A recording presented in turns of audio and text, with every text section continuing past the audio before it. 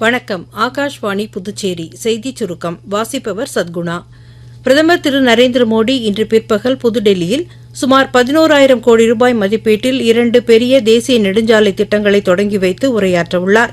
தலைநகர் டெல்லியில் போக்குவரத்து நெரிசலை குறைக்கும் வகையில் இந்த திட்டங்கள் உருவாக்கப்பட்டுள்ளதாக பிரதமர் அலுவலகம் தெரிவித்துள்ளது.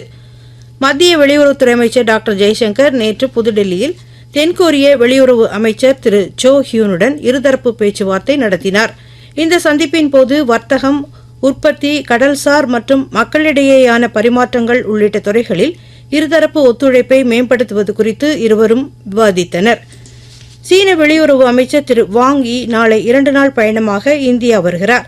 தேசிய பாதுகாப்பு ஆலோசகர் திரு அஜித் தோவல் தலைமையில் நடைபெறும் இந்திய சீன எல்லை குறித்த சிறப்பு பிரதிநிதிகள் நிலையிலான 24வது சுற்று பேச்சுவார்த்தையில் ஈடுபட உள்ளார். மேலும் மத்திய வெளியுறவுத்துறை அமைச்சர் டாக்டர் ஜெய்சங்கருடன் திரு வாங் யி இருதரப்பு பேச்சுவார்த்தையும் நடத்தவுள்ளார். பிரதமர் திரு நரேந்திர மோடி ஆகாஷ்வாணி மூலமாக மக்களுடன் தமது எண்ணங்களை பகிர்ந்து கொள்ளும் மன் கி பாத் நிகழ்ச்சியின் 125வது பகுதி இம்மாதம் 31ஆம் தேதி ஒலிபரப்பாக உள்ளது.